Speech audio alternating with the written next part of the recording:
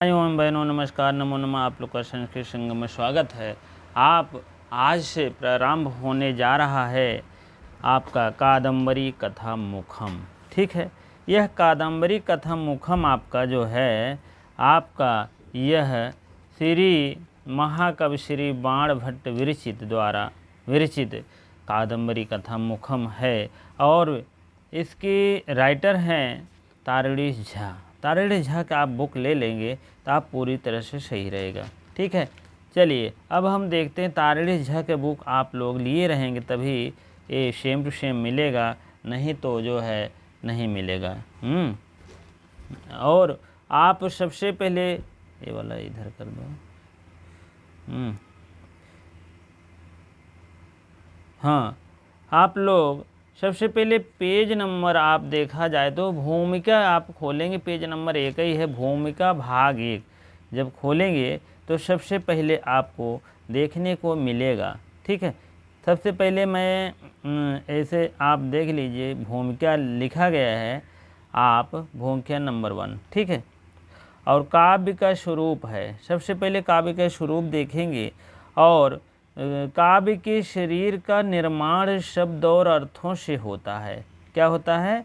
यह जो ग्रंथ चल रहा है आपके एकलव्य मॉडल आवासीय विद्यालय के लिए टीजीटी और पीजीटी के लिए बहुत बहुत महत्वपूर्ण है। जितने महत्वपूर्ण जहाँ जहाँ क्वेश्चन बनते हैं, प्रश्न बनेंगे, सब कुछ एक बार भूमिका हम लोग कर लेंगे। उसके बाद एक तरफ से ग्रंथों का निरूपण करते हुए चलेंगे। चलिए, दोनों एक दूसरे से अभिन्न है, बिना एक दूसरे के अस्तित्व संभव नहीं है। किसका?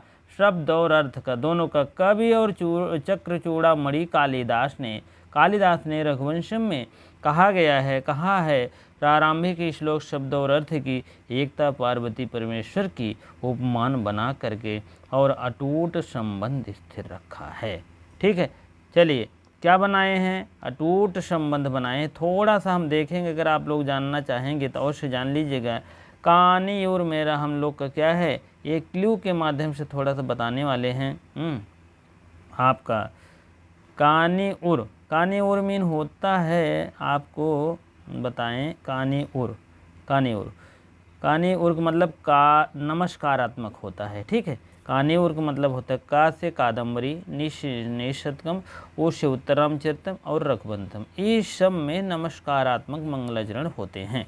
और किसी में और वस्तु निर्देशात्मक किराता अर्जुनीय किसे और शीश शिवराज विजय, फिर शीश शिशुपाल वधम में से मेघदूतम। ये सब में वक्ता वस्तु निर्देशात्मक होते हैं। अभि से आशीर्वाद, अभिज्ञान और मृच्छ सकटिकम और रत्नावली, ये सब पाए जाते हैं आशीर्वादात्मक मंगलाचरण। ठीक है, चलिए अब हम आगे चलते हैं, अपने कोर्स की तरफ चलते हैं।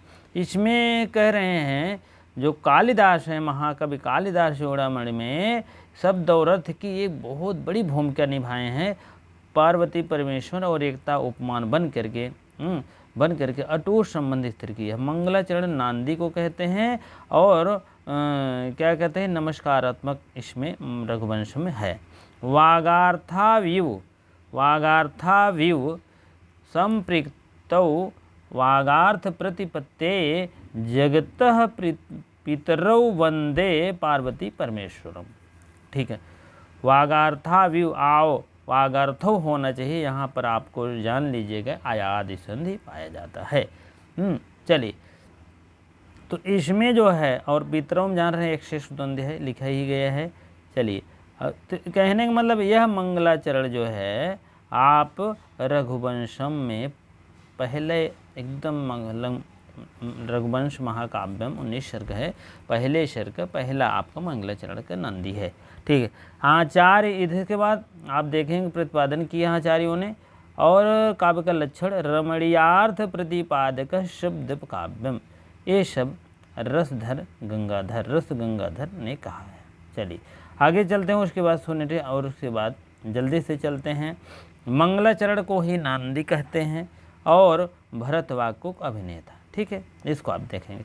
काव्य के 2 भेद होते हैं, दृश्य काव्य और श्रव्य काव्य।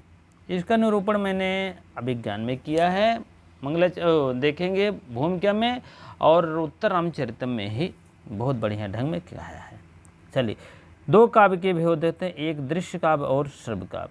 नाटक में दृश्य काव्य आते हैं, अभिनय करता है और उसमें दृश्य होते हैं। श्रव्य काव्यों का अभिनय नहीं होता है, सिर्फ सुना जाता हुआ है और पढ़े और सुने जाते हैं। यह तीन श्रव्य काव्य तीन भेद होते हैं, पद्य में, काव्य में, पद्य काव्य, गद्य काव्य और चंपू काव्य। पद्य काव्य जान रहे हैं, पद्य की भाषा रहती है, गद्य काव्य गद्य की भाषा रहती है, जैसे आपको कथामुख है।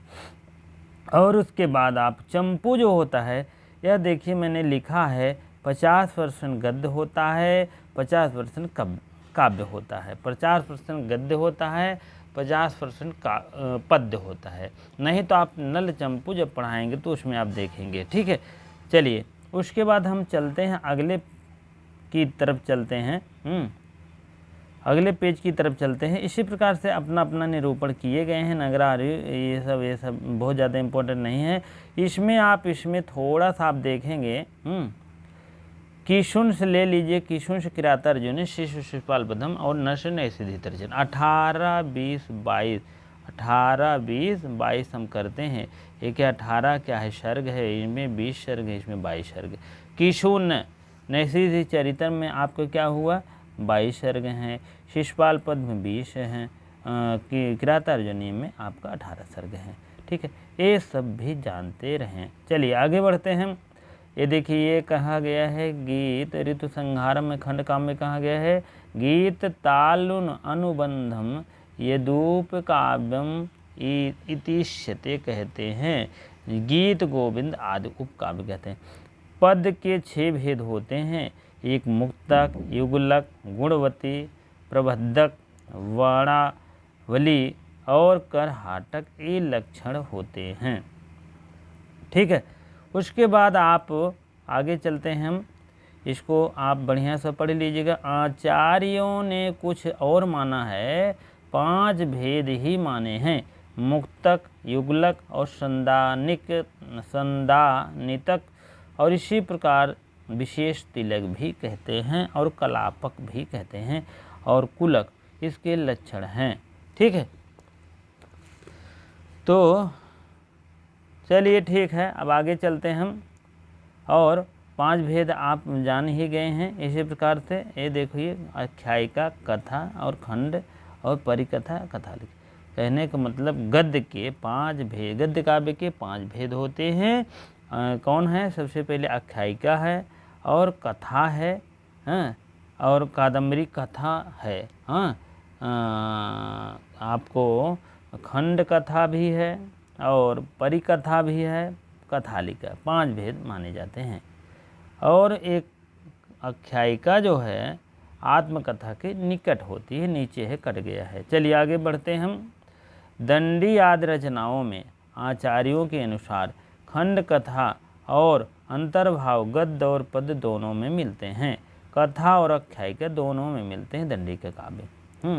दंडी की कथा काव्य दर्श में है और भामा का काव्य अलंकार में पाए जाते हैं। ठीक है, चलिए आगे बढ़ते हैं हम। आप लोग कथा मुखम आप बुक लेंगे तारणी झा के, पूरी तरह से मिलेगी।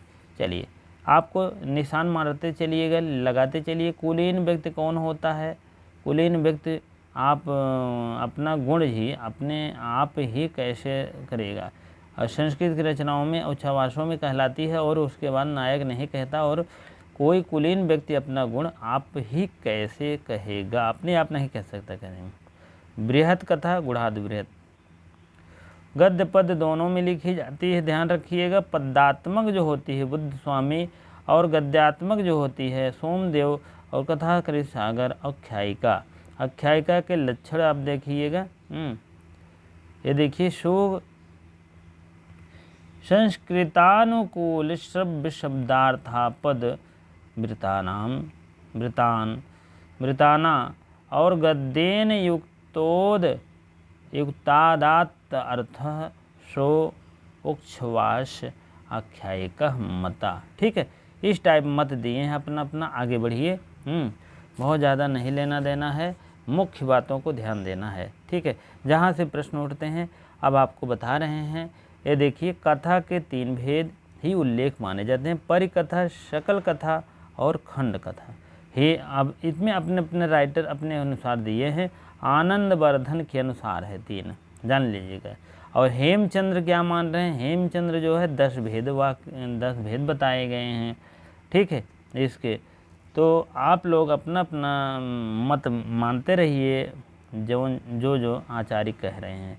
पहला आख्यान, आख्यान क्या है, अब इनके अनुसार 10 भेद है। आख्यान है प्रबंध दूसरे नल और अभिनय किए गए हो, उसके बाद अपना अपना किए गए। निदर्शन किए गए, दूसरा निदर्शन है। और तीसरा प्रवालिका है, ठीक है, प्रवालिका है, प्रधान पात्र होते हैं जिसका प्रकृत रचना होती है। चलिए मतलिका है, मत तालिका है चौथा, और गोरोचना अनंगवती, ठीक है। अब अंत में आप चलते हैं, अब इसको भी लिखते चलिएगा आप। पंचतन विष्णु शर्मा हितोपदेश नारायण पंडित और षष्ठ तंत्र क्या है, षष्ठ तंत्र होना चाहिए, छोटी मात्रा, ठीक है, षष्ठ तंत्र, ठीक है। तो पंचशील। चलिए मणिकुल्या 5वां रचना है, किसकी बात चल रही है, ये आप हेमचंद्र के 10 भेद बताए गए हैं उन्हीं की चल रही है। चलिए उसके बाद परिकथा, परिकथा है आपका धर्म अर्थ काम मोक्ष क्रोध पुरुषार्थ को, जैसे परिकथा एक शूद्रक आदि इस टाइप हैं। चलिए आगे चलते हैं हम। अब 7वां रचना आपका है खंड कथा, उसके बाद दूसरे प्रसिद्ध और अनंत की ओर चलते हैं, इंदुमती आदि इसमें है, ठीक है। चलिए अगले चलते हैं सरल कथा, सकल कथा धर्म अर्थ काम मोक्ष इन चारों पुरुषार्थों को लेकर के सकल कथा मानी जाती है। चलिए 9वें की तरफ चलते हैं। उपकथा है, प्रतिकथा एक उपकथा होती है, और उसके बाद एक क्या कहते हैं बृहत कथा। क्या है बृहत कथा है, अद्भुत अर्थों को बृहत कथा नरवाहन दत्त आदि कहते हैं, ठीक है। चलिए आगे बढ़ते हैं।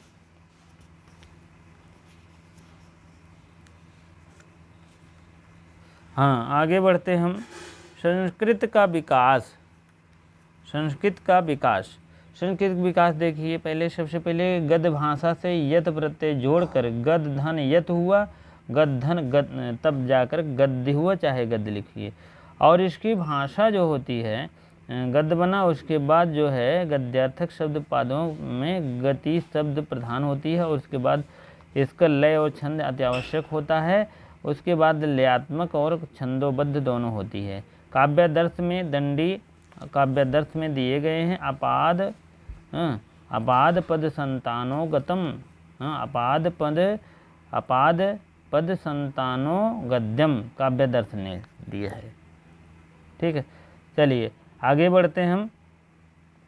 गद्य यजुर्मतम, और यजुर्वेद में तो प्रतिनिधि ब्राह्मण ग्रंथों में उपनिषद और ये सब बताया गया है। और सीधे ओजस्वी गद्य और संस्कृत की भाषा अविच्छिन्न रही, और परंपरा में यह जो है विभिन्न शैलियों में दर्शन होते हैं। चलिए वैदिक ग्रंथ आप देखते हैं। वैदिक में क्या कहा गया है, आप वैदिक से संबंधित है मंत्रोच्चारण से, मंत्र संहिताओं से मिलता है। और उसके बाद ये कृष्ण यजुर्वेद मंत्र भाग, और उसके बाद अथर्ववेद में 15वां और 16वां अंश काव्य गद्यांश युक्त होते हैं, ठीक है।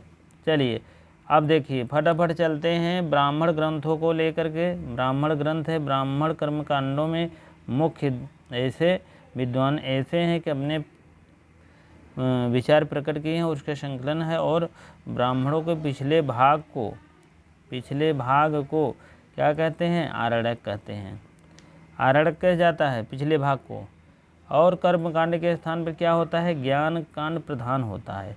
और उसके बाद इस विषय में क्या कहते हैं, हावे और उ अव्ययों के जोड़ करके वह को क्या कहते हैं, कामनीय अनुभव करते हैं। चलिए ये त्रय ब्राह्मण कहाँ से हैं, ये ऋग्वेद से लिया गया है, ऋग्वेद में होते हैं।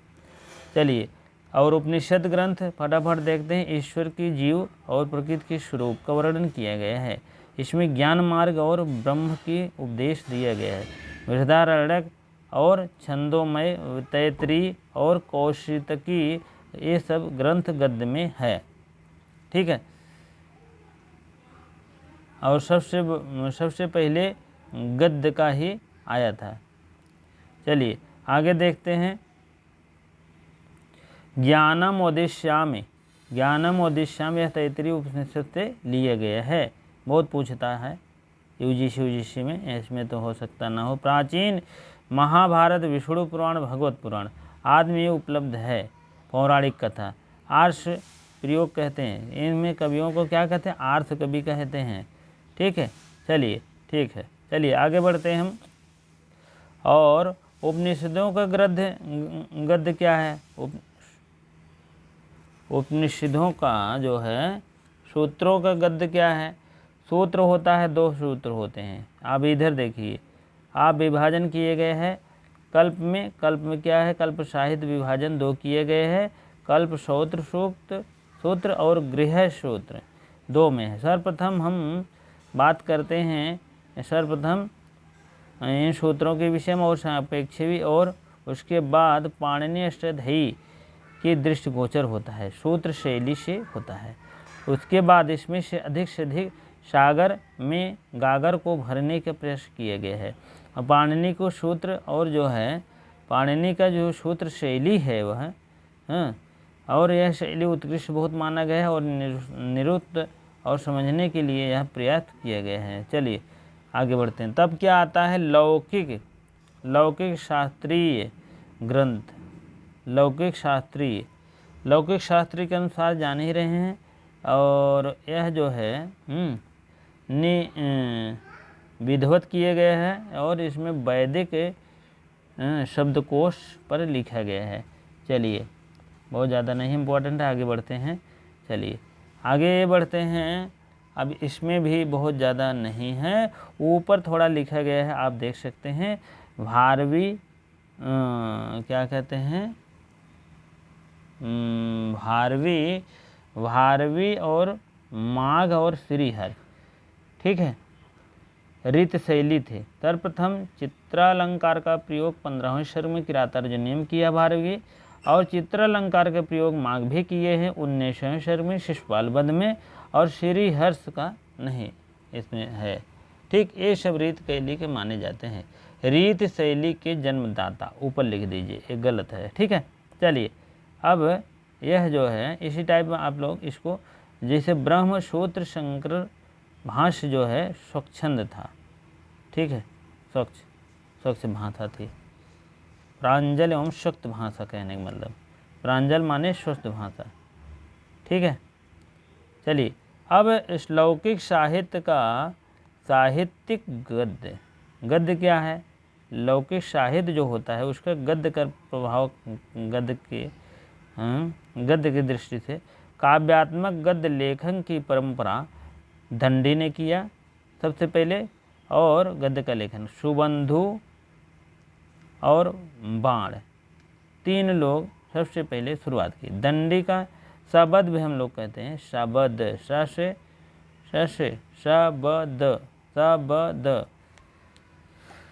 स से हो गया है सुबंधु, ब से बाणभट्ट, द से दंडी।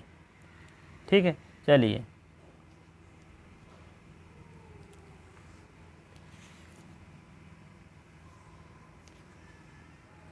हाँ, सबसे प्राचीन थोड़ा सा देख लीजिए, रुद्रामय 150 ईसा पूर्व में गिरिनार शिलालेख में पाया जाता है।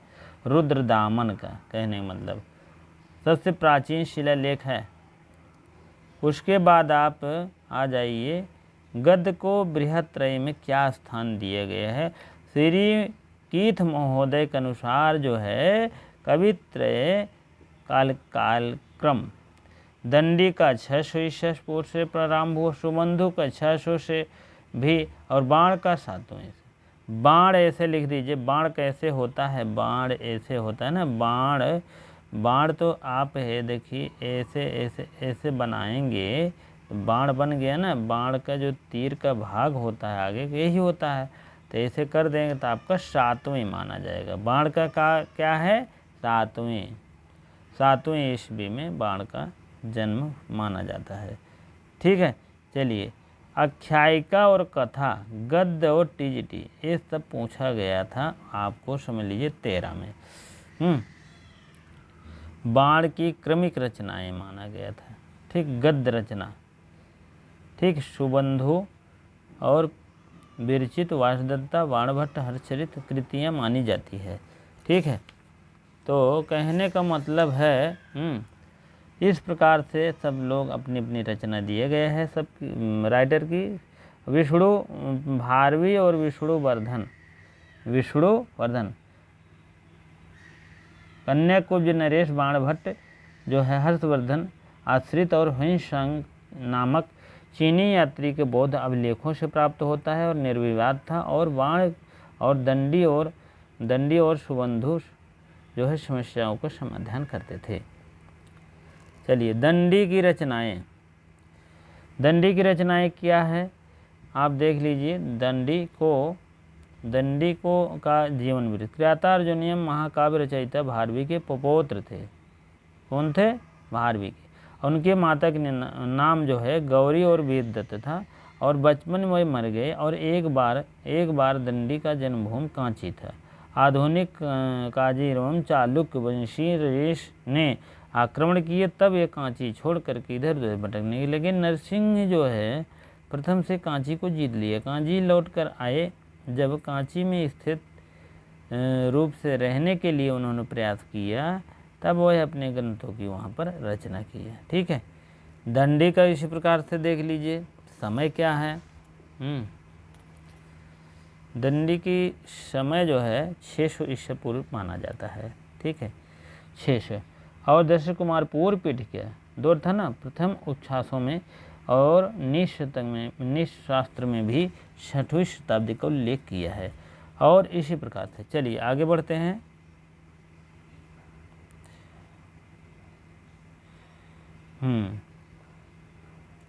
दंडी की क्या रचनाएं हैं? 10 काव्यादर्श है, 10 कुमार चरितम है, अवंती सुंदरी कथा है। 3 तो यही मुख्य माने जाते हैं।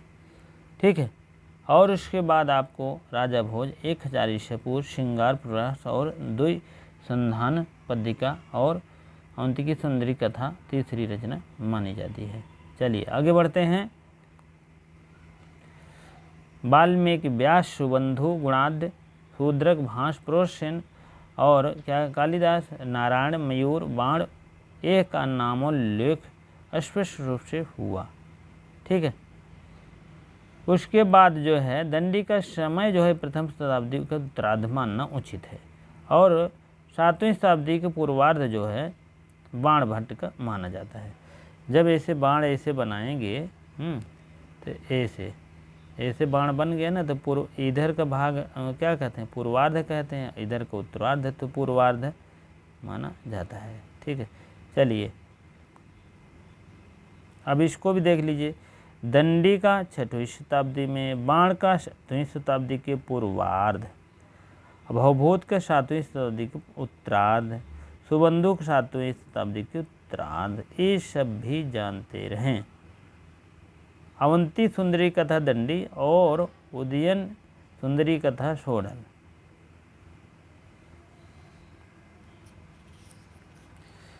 चलिए, इसमें जो भी बातें इंपॉर्टेंट रहेगी देखेंगे, 14 पेज नंबर है। और नहीं तो आप दंडी की विशेषताएं क्या थी? दंडिना पद लालित्यम। ठीक है, और समूह गुम्फा पंचाली रीत रुच्यते, ये सब कहे थे।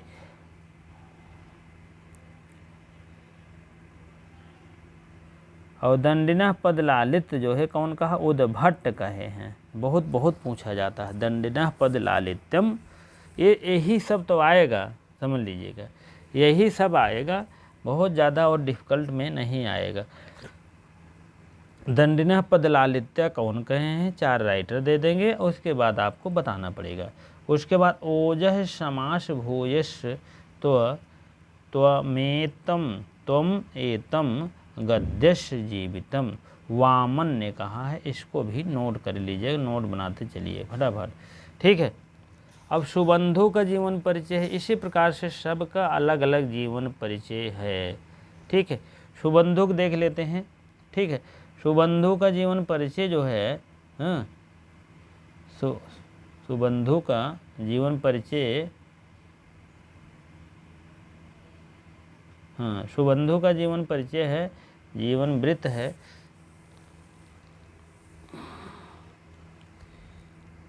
और इनकी अनुसार प्राचीन साहित्य के अनुसार जो है सुबंधु व रुचि के भतीजे थे। क्या थे? सुबंधु व रुचि के भतीजे थे। और इसके अतिरिक्त इसके विषय में मतभेद है। और सुबंधु का समय जो है यह है सुबंधु का पूर्ववर्ती या परवर्ती माने जाते हैं। 10 कुमार चरितम में एक वाक्य में कहा गया है, अनुरूप भर्तगामिनी नांचः वाशव दत्तादीनां बाणेन ग्राह अनुशयम, यह इस टाइप को वर्णन किया गया है। ठीक है, 10 कुमार चरितम में। ठीक है, और उसके बाद इसी प्रकार से वह कहा जाता है सुबंधु जो है परवर्ती थे। और वासुदत्ता जो है नामक गद्य काव्य की परिचित थी। विपरीत इसकी जो है वासुदत्ता उज्जैनी नरेश महासेन की पुत्री भी हो सकती है।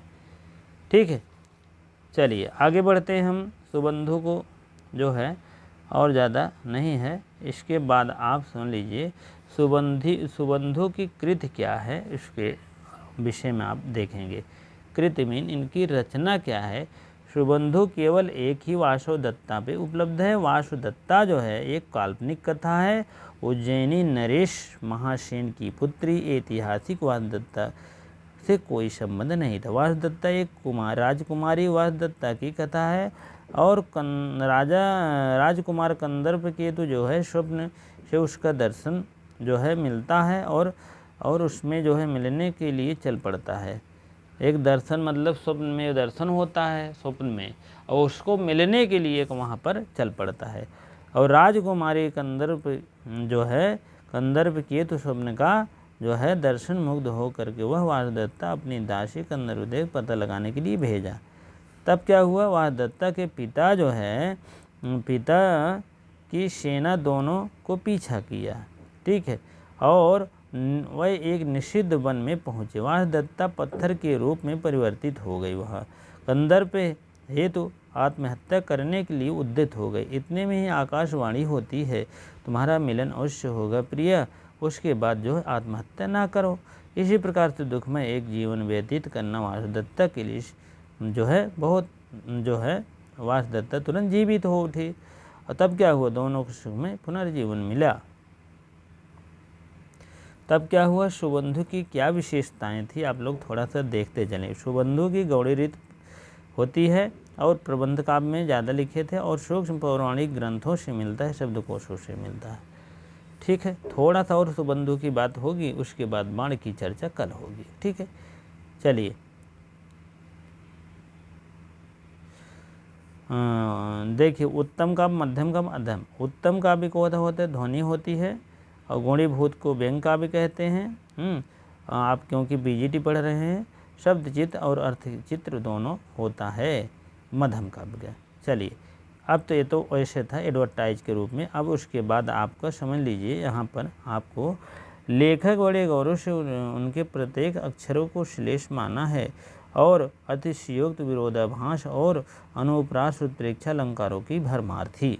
इसी प्रकार से सुबंधु क्षमा बहुलता के कारण जो है क्लिष्टता थी और चित्र रचना के फेर कर रमणीय भावों को भूल गए हैं। कहीं छोटे छोटे वाक्यों को और कहीं कहीं विशेष संबंधों प्रसाद युक्त जो है उन्होंने वर्णन किया है। ठीक है, अनुप्रास बहुल होने से वहाँ पर स्वर माधुर संगीत भी रहा। ठीक है, उसी प्रकार से चलिए ठीक है, आज यहीं तक रहेगा। कल जो है महाकवि बाण की रचनाओं के विषय में वर्णन होगा, जीवन वृत्त को वर्णन होगा, उसके बाद तमाम जो है उनके जो है उसके बाद कहानियों का समय का वर्णन होगा और उसके बाद कृतियों का वर्णन होगा तमाम जो है। और कल कोशिश करेंगे कि पूरी कहानियों बता दें। ठीक है, इसी प्रकार से आपको इतनी देर बने रहने के लिए बहुत बहुत धन्यवाद। वीडियो को शेयर करें, लाइक करें। जो हो सके आपको नहीं समझ में आए तो कमेंट भी कर दिया करें, अवश्य बताएं कमेंट करके। ठीक है, बहुत बहुत धन्यवाद इतनी देर बने रहने के लिए। यह आपका जो है संस्कृत संगम चैनल जो है आपका साथी है। पहले भी था और बाद में भी रहेगा, कोई दिक्कत नहीं है। ये पीजीटी और टीजीटी के लिए स्पेशल बैच चलाया गया है। समझ लीजिए कि आपको एकलव्य मॉडल बैच के अनुसार यह जो है 5 बजे आपको मिलेगा रोज़ हर समय, ठीक है। इसी प्रकार से आपको बहुत बहुत धन्यवाद। वीडियो को शेयर लाइक अवश्य कर दिया करें, जो भाई बहन सब्सक्राइब नहीं किए अवश्य कर दिए, ठीक है। चलिए ठीक है।